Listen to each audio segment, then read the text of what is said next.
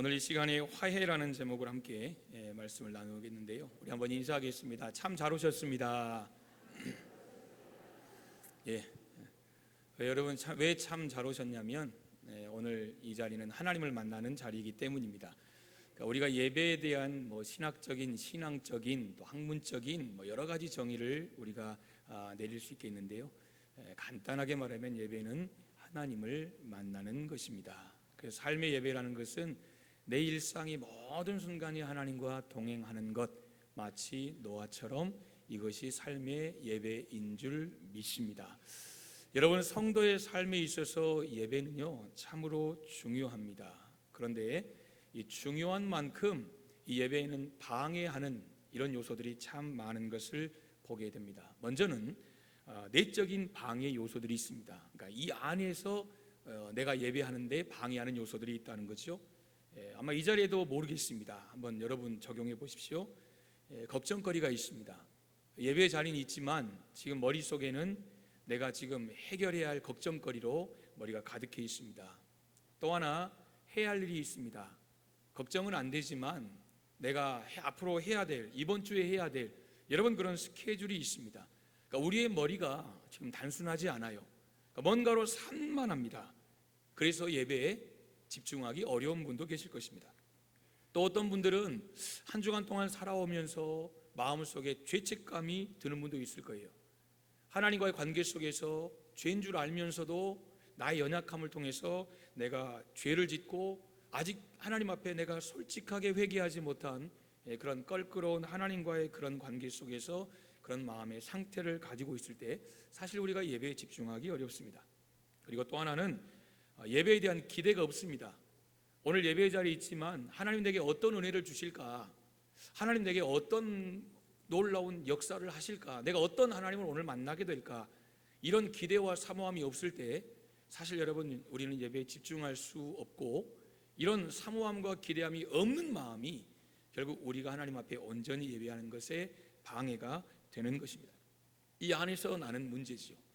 반대로 외적인 방해 요소들이 있습니다. 이 방해 요소 첫 번째는 환경이 여러 가지 우리에게 집중하는데 방해가 됩니다. 가장 흔한 예로 핸드폰이 여기저기서 울립니다. 막 뭔가 집중하는데 갑자기 핸드폰이 띠링띠링 막 울리고 그러면 센스 있는 분들은 지금 얼른 핸드폰을 확인하고 있어요. 여러분 핸드폰 소리가 나면요 집중하다가도 다른 곳에 주목을 하게 됩니다. 그리고 나는 예배를 잘 드리고 있는데 괜히 옆 사람이 툭툭 쳐요. 괜히 말을 걸어요. 여러분 이것도 예배를 방해하는 거예요. 여러분 이런 것들 그리고 또 예배에 막 이동하는 거 있잖아요. 생리현상은 어쩔 수 없습니다. 여러분 너무 급하시면 가세요. 그러나 그렇지 않은 경우는 가능한 자리에 가만히 계시는 것이 서로 예배를 위해서 좋습니다. 그리고 또 하나는 예배 늦게 옵니다. 여러분 우리가 예배 지각하잖아요. 그럼 예배 집중하기 어렵습니다.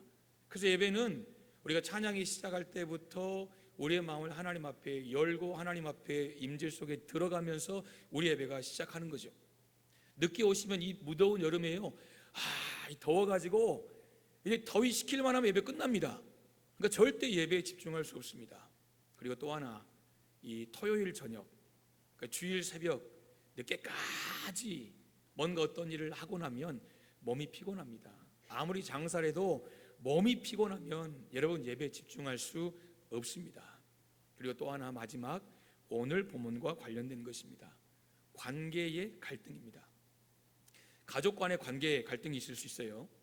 친구 간의 관계에 갈등이 있을 수 있어요. 교회 안에 성도들과의 갈등이 있을 수 있어요. 그럴 때는 마음이 무거워요. 예배 집중이 안 돼요. 근데 예배를 드리는데 나와 갈등 관계에 있는 사람이 그 뒤통수가 앞에 보이면요 예배 더 은혜 안 돼요. 그러니까 혹시 여러분 앞으로 그러면 안 되지만 이 교회 안에서 좀 갈등이 있잖아요. 그럼 제일 앞으로 오세요. 그러면 그 사람 뒤통수 볼 일이 없어요. 그럼 그 사람이 내게 장애물이 안 돼요. 이런 것이 문제가 되는 거예요. 그래서 여러분 예배에 오실 때는 항상 여러분 자신을 점검해야 돼요. 그냥 시간 됐으니까 오는 게 아니라 한 주간 동안 내가 하나님과의 관계 속에서 예배하는데 방해되는 것이 무엇인가? 그게 있다면 한 주간 동안 여러분 나를 돌아보고 나를 점검하고 예배를 준비하는 그런 삶을 우리가 살아갈 때 하나님 앞에 드리는 그 예배가 하나님께는 영광으로 그리고 우리 삶에는 놀라운 하나님의 은혜를 덧입게 하는 복된 시간이 될 줄 믿습니다. 오늘 말씀 보시면 예배를 방해하는 요소 중에 하나를 이렇게 말합니다. 형제 자매 간의 불화, 그러니까 화해하지 못한 것, 이게 불화죠. 23절과 24절은 이렇게 말합니다. 그러므로 예물을 제단에 드리려다가 예배하러 왔어요. 왔는데 거기서 내 형제에게 원망 들을 만한 일이 있거든, 이게 생각나거든. 갑자기 생각이 딱 났어요. 생각이 안 났으면 오늘 성경에 적용할 것이 없을 것 같은데 갑자기 생각이 딱 났어요. 예배 시작했고, 근데 성경은 뭐라고 말해요? 예물을 제단 앞에 두고 그랬어요. 그냥 가라고 안 했어요. 제단 앞에 두라는 것은 여러분 다시 올 것을 전제하는 거예요. 그러니까 예배하던 그 모습 그대로 두고 가서 형제와 먼저 화목하고 회복하고 그 후에 와서 예물을 드려라. 그냥 가버리라고 안 했어요. 다시 올 것을 전제로 하고 그리고 다시 와서 예배하라 그랬습니다. 사랑하는 여러분, 우리는 관계 속에 살아가요. 인간은 사회적인 동물이기 때문에 홀로 살 수 없기 때문에 우리의 삶에는 크고 작은 갈등이 반드시 있습니다. 가정 안에도 있잖아요. 가까운 친구들, 찐친끼리도 여러분 이 갈등이 있을 수 있어요. 직장도 많지요. 교회도 마찬가지입니다. 갈등이 없으면 좋겠는데 인간은 절대 혼자 살 수 없기 때문에 여러분 늘 갈등 속에 살아갑니다.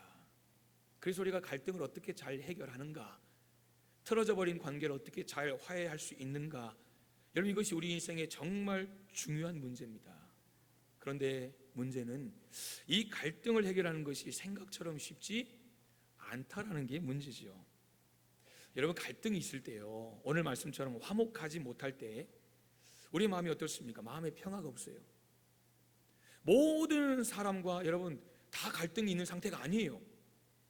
그냥 한두 사람과 마음만 불편해도요 우리 안에 평화가 없어요. 기쁨이 없어요. 얼굴을 보면 여러분 얼굴에 모든 멍에를 다 메고 있는 것 같아요. 그러나 이 갈등이 해소가 되면요 얼굴이 달라요. 뭐 좋은 일 있냐? 차마 말은 못하지만 뭐 좋은 일 있어? 어깨에 메고 있던 짐을 내가 확 벗어버린 것처럼 그런 기쁨이, 내면의 즐거움이 우리 안에 있다는 거죠. 그래서 주님 말씀하시는 거예요. 먼저 가서 화해라. 먼저 가서 화해라. 사랑하는 여러분, 이것이 주님께서 가르쳐 주신 우리 삶의 인간관계를 잘 풀어갈 수 있는 그런 중요한 열쇠라는 거예요. 그런데 그뿐만이 아니에요. 형제와의 갈등 해소는 우리가 살아가면서 인간관계에서만 중요한 것이 절대 아니라 오늘 말씀에 예수님 말씀하신 것처럼 우리가 하나님께 드리는 예배에도 엄청난 영향을 끼친다는 거예요. 여러분, 하나님이 가장 좋아하시는 게 뭐예요? 예배예요, 예배. 그래서 하나님은 예배 드리는 것을 기뻐하세요. 우리가 뭔가 하나님 앞에 드리는 것이 부족해도 내가 마음을 다해 하나님 앞에 예배할 수 있다면 하나님 그 사람의 그 예배, 그 삶 자체를 받아주시는 줄 믿습니다. 여러분, 우리 예수님은 왜 그 인간관계 아닙니까? 하나님과 나 관계 아니라 저 사람과 나와의 관계, 이것이 틀어진 거거든요. 근데 왜 굳이 너와 나 인간관계 속의 갈등을 굳이 하나님 앞에 드리는 예배까지 하나님이 가지고 오셔가지고 마치 하나님과 나 사이에 문제가 있는 것처럼 여러분 그렇게 오늘 말씀을 하시는 걸까요? 몇 가지 이유가 있는 것 같아요. 첫째는 예배는 형식보다는 마음이 중요하기 때문이에요. 그렇다고 형식을 다 파괴하자는 거 아니에요. 지금까지 전통 이거 다 필요 없다, 그냥 시대가 바뀌고 세대가 바뀌면 다 뜯어 고쳐라, 이런 말이 아니에요. 형식 중요해요. 왜냐하면 우리 조상들이 그 형식 전통에 여러분 영혼을 담았어요. 이렇게 하니까 하나님께 영광이 되더라, 이게 전통이에요. 물론 시대에 안 맞아서 고쳐야 할 건 고쳐가겠지만 그러나 그렇다고 전통을 파괴하고 형식을 파괴하자는 말이 아니에요. 이 또한 중요하지만 그 속에 담겨져야 할 마음가짐이 더 중요하다는 것입니다. 창세기 4장에 보시면 아담에게 두 아들이 나옵니다. 가인과 아벨입니다. 이 두 사람에게 하나님께서 각자의 이 직분을 주셨어요. 역할을 주셨어요. 일감을 주셨어요. 형님에게는 농사를 짓게 하셨고 동생에게는 목동되게 하신 거 아니에요? 여러분, 그래서 양을 돌보고 여러 가지 밭에서 채소를 키웠습니다. 이제 가을이 되는 것 같아요. 하나님 앞에 예배하자. 그리고 드렸습니다. 형은 채소를 드렸겠지요. 그 작물을 키웠으니까. 아벨은 여러분 양을 잡았겠지요. 목자니까. 근데 성경에 보시면 아벨의 제사는 받으시고 가인의 제사는 받지 않으셨어요. 뭐가 문제입니까? 여러분, 하나님이 고기 좋아하십니까? 하나님 채식주의자가 아닙니까? 하나님은 여러분 뭐 갖고 왔냐? 봐봐. 뭔지 하나님이 점검하시고, 나 고기 좋아하는데, 고기 태운 냄새 얼마나 좋아요, 여러분. 그렇잖아요. 채소 태우면 하나님 그런 분이 아니셨어요. 재물 피드렸다고, 채소 됐다고. 여러분, 이것보다는 중요한 게 무엇입니까? 형식은 같아요. 수고해서 드린 모양은, 형식은 같을지 모르지만 예배 드리는 마음가짐은 달랐다는 거예요. 하나님은 중심을 보시는 하나님이세요. 아모스 5장에 보시면 이런 말씀이 있어요. 그 당시에 이스라엘 백성들을 향해 하신 말씀인데, 제가 우리말 성경을 한번 읽어보겠습니다. 나는, 하나님이세요, 너희 절기를, 이스라엘 백성들의 절기예요, 하나님이 하라고 하신 거죠. 너희 절기를 미워하고 싫어한다. 그러니까 하나님이 예배 드리는 거 미워한다는 거예요. 우리가 예배 드리는 걸 싫어하신다는 거예요. 그러면서 이렇게 조금 더 자세하게 설명하십니다. 너희 종교적인 모임을 내가 기뻐하지 않는다.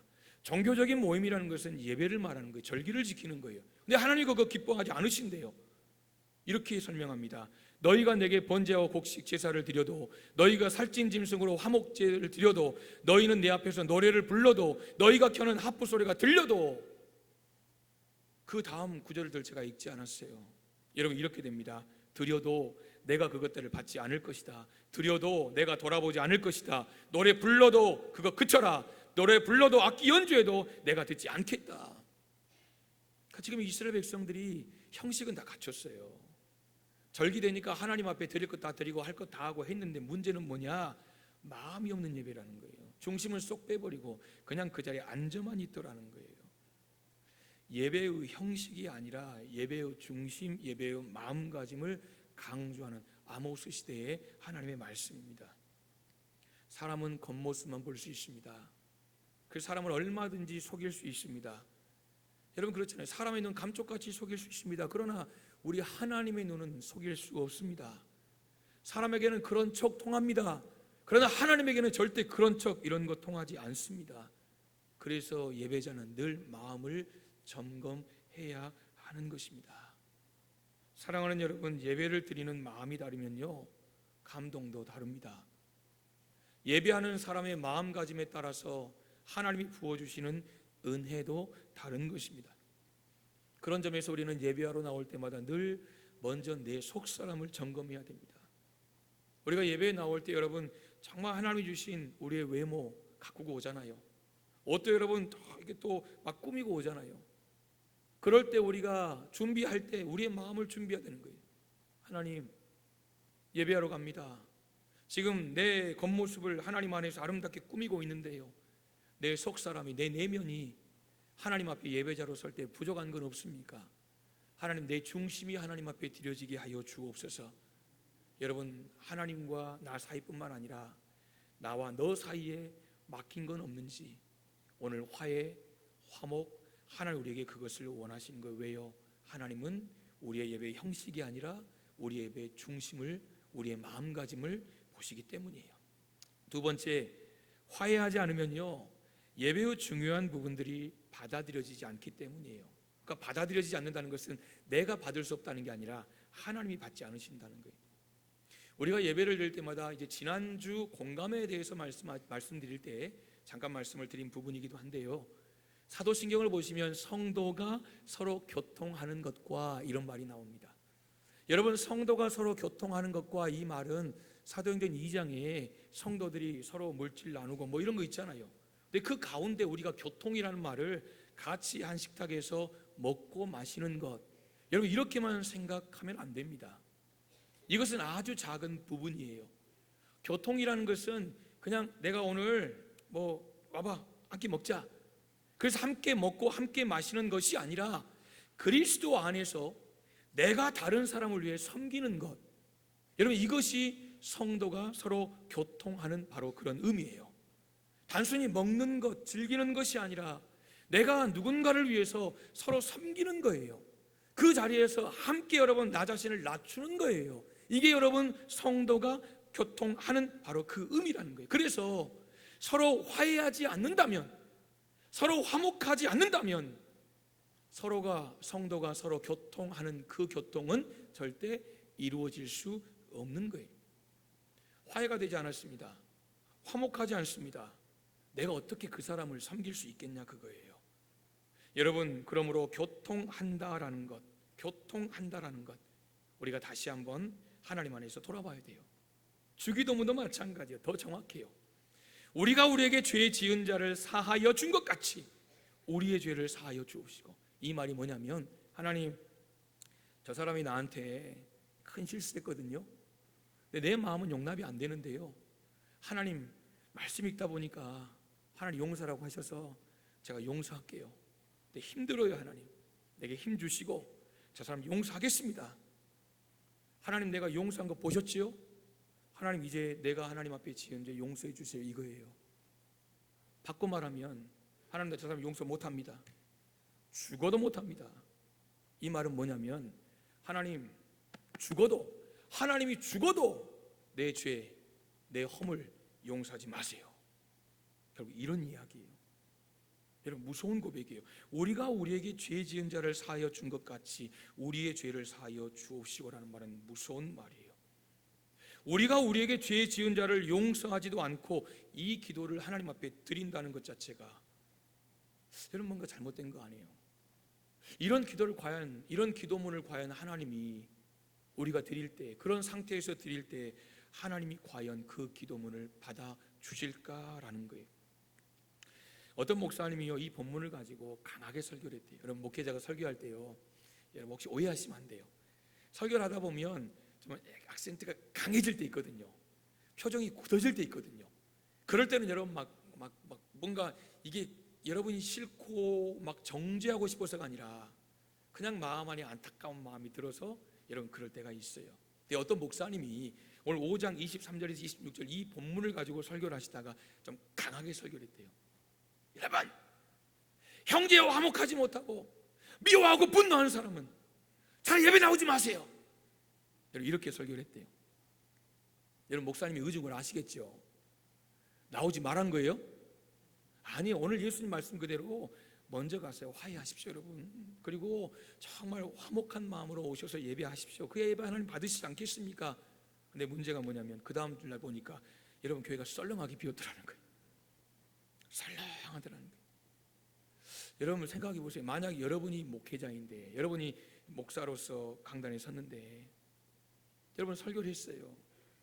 목사가 자기 이야기 했으면, 그냥 자기 하고 싶은 소리 해버렸으면 여러분 뭐 그게 그냥 한 귀로 듣고 한 귀로 흘려보면 되지만, 하나님 분명히 그렇게 말씀하셨잖아요. 근데 여러분이 그렇게 설교를 했는데 그 다음 주에 안 나와요. 안 보여요. 그럴 때 무슨 생각이 드는지 아십니까? 나는 실패한 목사구나. 여러분, 교만한 생각인 거 알아요. 실패하고 성공한 걸 자기가 판단하던 자체가 교만한 소리라는 거 알지만 그만큼 낙심이 된다는 거예요.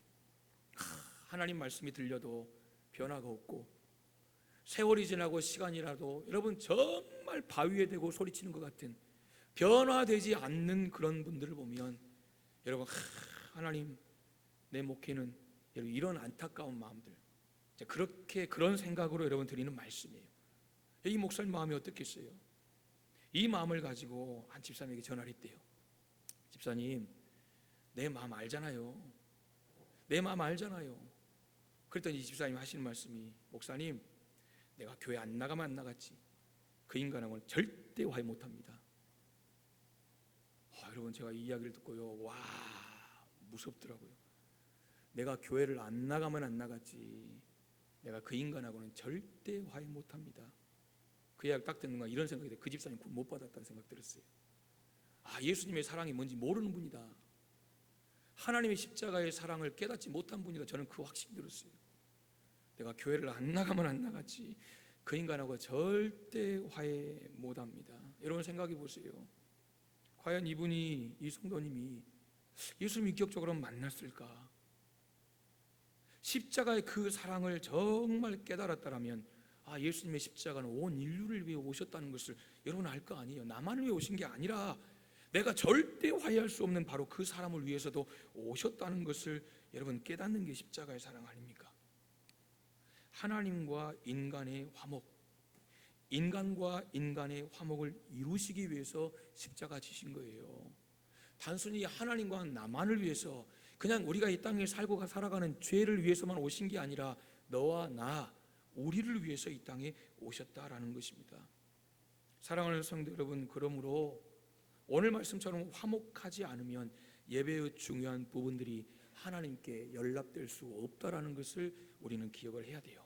세 번째, 우리가 화목하지 않으면 예수 그리스도의 십자가를 헛되게 할 수 있다라는 거예요. 예수님이 이 땅에 오셔서 십자가를 지신 것은 하나님과 우리 사이의 죄로 막힌 담을 허시고, 이게 수직이죠. 그리고 우리 인간관계 속에서 서로 잡아먹고 서로 잡아먹히는 이런 관계 속에서 화목 하나 되게 하시기 위해서 이 땅에 오셨다는 거예요. 하나님과 나와 너, 이 두 관계, 여러분 온전히 이루어질 때 예수 그리스도의 십자가 사역이 온전해지는 것입니다. 그렇기 때문에 우리가 이웃 사이에 화해하지 못하고 화목하지 못하면 예수 그리스도의 십자가 사역을 헛되게 하는 그런 우리의 삶이 된다라는 거예요. 여러분, 무서운 일 아닙니까? 무서운 일이에요. 그러므로 여러분, 우리는 늘 화목 그리고 화해, 이런 관계의 삶을 살아야 합니다. 그런데 아는데요, 이게 참 어렵습니다. 왜 어려울까? 몇 가지 이유가 있어요. 첫째는 이게 자존심 때문이에요. 첫째는 자존심. 내가 왜 먼저 사과해야 되는데, 아마 많이 들어보셨을 거예요. 또 마음속에 많이 해보셨을 거예요. 여러분, 내가 먼저 사과하잖아요. 내가 먼저 손을 내밀면, 내가 먼저 말을 하면 내가 지는 것 같아요. 그리고 내가 먼저 손을 내밀면 내가 잘못한 게 없다 할지라도 내가 잘못한 것 같아요. 잘못이 다 나한테 있는 것 같아요. 그래서 우리는 이런 생각 때문에 정말 진심을 표현하기보다 차라리 그냥 자존심을 선택합니다. 안 하고 말지, 안 만나고 말지. 그런데 문제는 이렇게 서로 피하기 시작하면 점점 멀어지잖아요. 다시 대화하기가 더 어려워집니다. 이렇게 자존심이 세워질 때 우리가 기억해야 할 것이 있습니다. 그게 뭐냐면, 우리 예수님은 가장 강하신 분이잖아요. 가장 강하신 분이면서도 먼저 우리에게 오셨다는 거예요. 여러분, 이것을 기억하시기를 소망합니다. 두 번째는 내가 받은 상처가 여전히 아파요. 상대가 한 말, 상대가 한 행동, 그것 때문에 나는 모욕감을 느꼈어요. 배신감을 들었어요. 수치심을 느꼈어요. 그게 오래 가잖아요. 마음속에 남은 상처는요, 쉽게 지워지지 않아요. 그때 그 말이 기억나요. 그때 그 눈빛이 기억나요. 그때 그 표정이 기억나요. 그러니까 그것이 다 생각이 나요. 그래서 용서해야지, 화해해야지 마음 먹어도 그 상처받은 감정은 그 자리 여전히 내 안에 있다는 거예요. 그래서 단순히 미안하다 이 말 한마디로 그 상처가 쉽게 아물지 않아요. 자존심 내려놓고 용서한다고 말은 했지만 여전히 그때 생각나면 괴로워요. 여러분, 상처는 시간이 필요하지요. 상처 주고 미안해 끝나는 게 아니에요. 그때부터 시작인 거예요. 상처를 주면 시간이 필요합니다. 미안해 했으면 그 다음부터 신뢰를 쌓아가는 것이 중요합니다.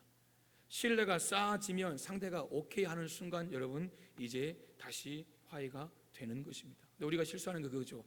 미안하다고 했잖아. 여러분, 똑같이 당해보세요.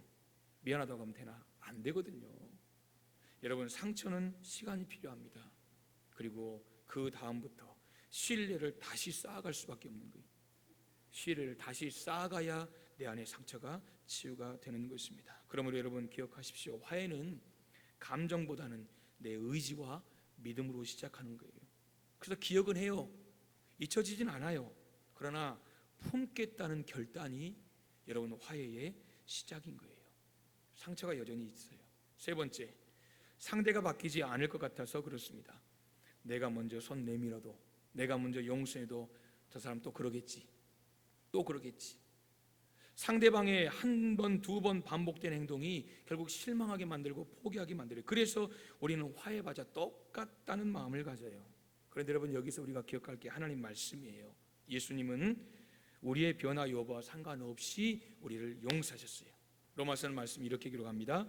우리가 아직 죄인 되었을 때에, 여전히 죄인이에요. 그 자리 그대로 있어요. 변한 게 아무것도 없어요. 겉사람도 변함이 없고 속사람도 변함이 없이 우리가 아직 여전히 변화되지 않았을 그때에 그리스도께서 우리를 위하여 죽으셨다는 거예요. 나는 하나도 변화되지 않았는데 내 변화와 상관없이 우리를 용서하셨다라는 거죠. 그러므로 사랑하는 여러분, 화해는 상대의 변화가 중요한 게 아니에요. 화해, 상대의 변화보다 내 마음의 결정이 중요한 거예요. 거기서 시작하는 것입니다. 네 번째, 진심을 표현하는 것이 어려워요. 이것은 이런 거예요. 표현하기가 서툴다는 거예요.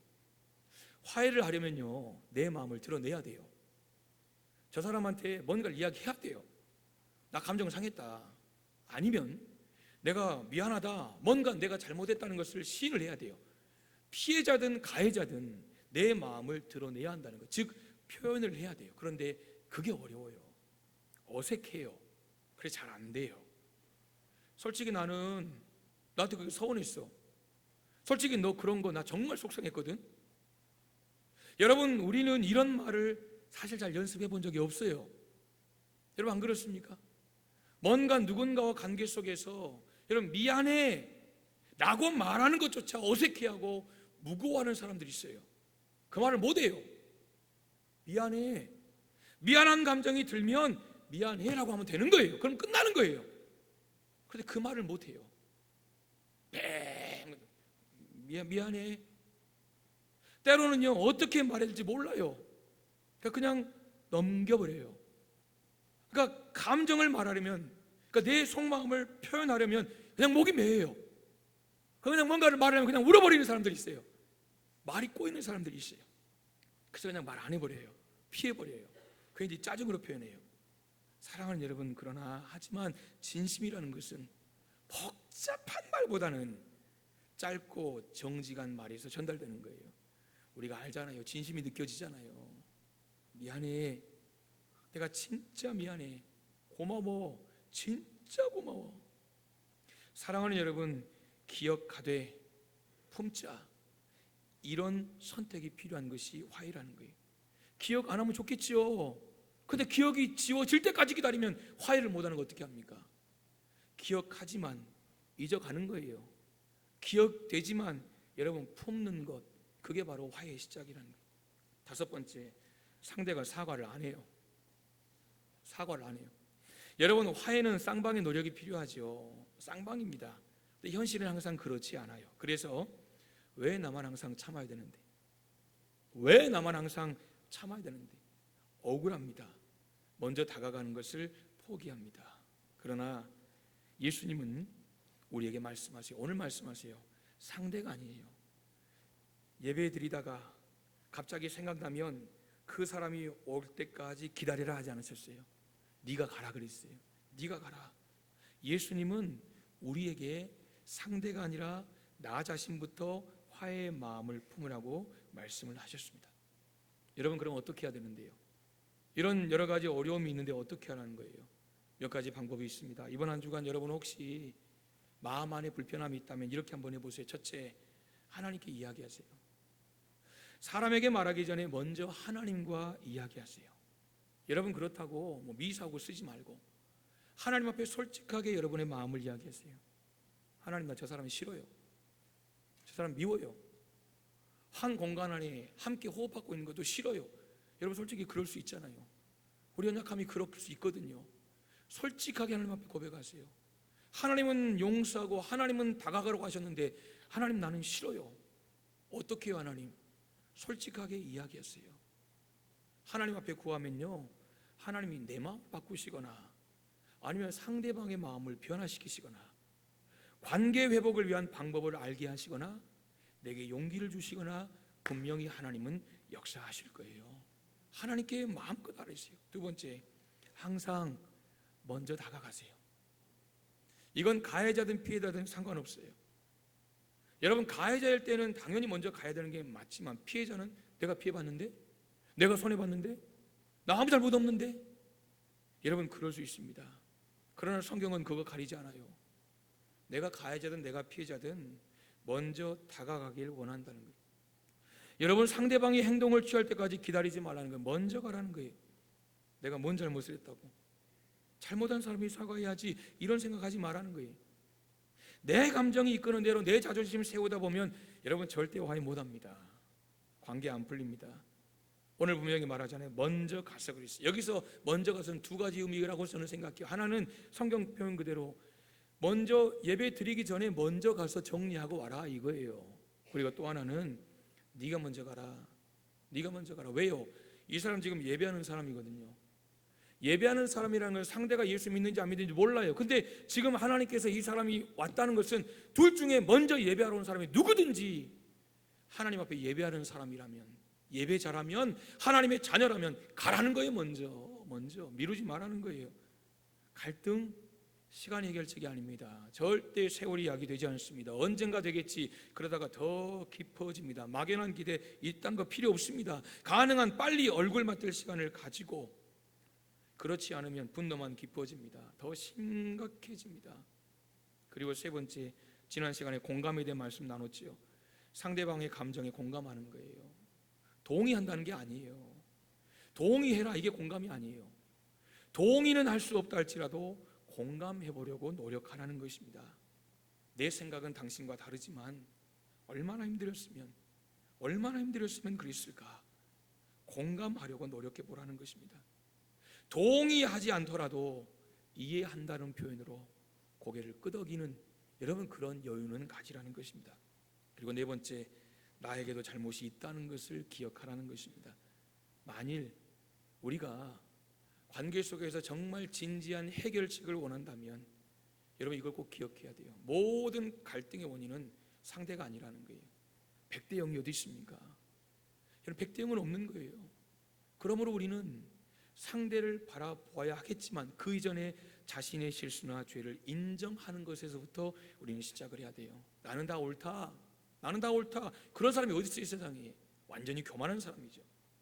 여러분, 나는 다 옳고 너는 다 그러다, 이 태도를 가지고는 절대 관계 회복 못합니다. 예수님 그래서 말씀하셨죠. 네 눈에 있는 들보부터 빼라는 거. 눈에 들보가 있으면 앞이 보이겠습니까? 그거 빼면 여러분 그 다음에 형제의 티를 보든지 순서가 있다는 거예요. 나를 돌아보는 거예요. 거기서부터 시작해야 화해가 되는 거죠. 그리고 마지막 하나는 해결이 아닙니다. 해결하려고 몸부림치지 말고 화해를 강조하라는 거예요. 해결에 집중하는 것은 문제에 초점 맞추는 거예요. 그 문제를 해결하기 위해서 몸부림치는 게 여러분 해결에 집중하는 거예요. 그러나 화해라는 것은 관계에 초점을 맞추는 거예요. 그러니까 지금 그 문제가 해결이 아직 안 됐거든요. 문제가 해결 안 됐다고 무조건 틀어져 있는 건 아니에요. 여러분 안 그렇습니까? 저 사람이 나에게 큰 돈을 빚져갔어요. 여러분 빚을 아직 못 갚았어요. 그렇다고 빚 못 갚았으니까 문제가 있으니까 관계 틀어버려라, 이게 아니에요. 문제는 여전히 있지만 그 문제를 해결하려고 여러분 거기에 집중하기보다는 관계가 틀어지지 않도록, 여러분 이것이 화해라는 것입니다. 서로 간의 문제는 아직 해결되지 못했을지라도 관계라는 것은 다시 회복할 수 있다라는 것입니다. 갈등이 있다면 화해하고 해결해야 한다라는 것입니다. 말씀을 맺겠습니다. 여러분 목사가 목회를 하다 보면요, 가장 보람 있는 순간이 언제인 줄 아십니까? 가장 보람 있는 순간, 도저히 화해할 수 없는 사람들이 화해하는 순간이에요. 그때 진짜 눈물 나요. 그때는 진짜 여기서 확 올라오는데요, 이게 표현을 뭐라고 표현해야 할지 모르겠어요. 가장 여러분 목회자도 인간도 이러는데 우리 하나님은 얼마나 행복하실까? 하나님이 성경에서 찾는 사람이 예배자거든요. 하나님이 가장 기뻐하시는 것이 하나님 만나는 예배하는 시간이에요. 근데 그 예배 시간보다 하나님이 더 우리에게 원하시는 게 뭐냐? 우리 안에 하나 되는 거예요. 가정이 하나 되는 거예요. 갈등이 해결되는 거예요. 교회 공동체가 갈등이 사라지는 거예요. 나라 민족의 갈등이 해결되는 거예요. 여러분의 직장 공동체 갈등이 해결이 되는 거예요. 사랑하는 성도 여러분, 저는 저와 여러분 우리 모두가 정말 자신의 작은 자존심보다 하나님의 말씀을 온전히 실행하고 온전히 하나님의 말씀에 내 삶을 거는 그런 참된 진정한 자존심을 소유하는 복된 하나님의 사람들이 될 수 있기를 간절히 소망합니다. 여러분, 아무리 세상 사람들이 다 내 편 들어도요, 아무리 내 편이 수천 수만이어도 나와 관계가 틀어진 한 사람만 있어도요, 내 삶은 정말 곤고합니다. 다시 말하면 원수는 한 사람도 많은 거예요. 원수는 한 사람도 많은 거예요. 모든 사람과 화해하라. 오늘 성경은 우리에게 그것을 말씀합니다. 여러분, 결코 쉽지 않습니다. 그러나 이번 한 주간 우리가 한번 해보자고요. 하나님, 말씀 들었습니다.